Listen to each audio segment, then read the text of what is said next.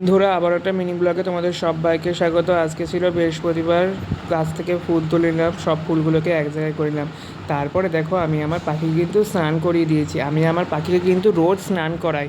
তা তোমরা কারা কারা স্নান করাও পাখিকে অবশ্যই কমেন্ট করে বলবে। তারপরে ওর জায়গায় রেখে দিলাম ওকে। তারপরে ওকে ছোলা দিয়েছি, পেয়ারা দিয়েছি, তারপর ওকে বসিয়ে দিলাম ওর জায়গায়। তো দেখো, ও কিন্তু আমার দিকে কেমনভাবে তাকিয়ে তাকিয়ে দেখছিলো। দেখতে খুব সুন্দর লাগছিলো। তারপরে কিন্তু স্নান করে ফ্রেশ হয়ে আমি আমার ঠাকুরকে পুজো দিয়ে দিলাম। তো দেখো, ঠাকুরকে কিন্তু আজকে বৃহস্পতিবার সুন্দরভাবে সাজিয়ে দিয়েছি। ঠাকুরকে নৈবেদ্য দিয়েছি, আরও অনেক কিছু কিছু দিয়েছেন। মা লক্ষ্মীকে তো বেশি সুন্দরভাবে সাজিয়েছি। ওই দেখো আমার মা লক্ষ্মী কেমন লাগছে অবশ্যই কিন্তু কমেন্ট করে বলো। তারপরে আজকে দুপুরে দিদিমা আমাকে কী রান্না করে দিয়েছে দেখবে। এই দেখো, ভাত করেছে, সঙ্গে করেছে পটল চিংড়ি। খেতে কিন্তু অসাধারণ হয়েছে।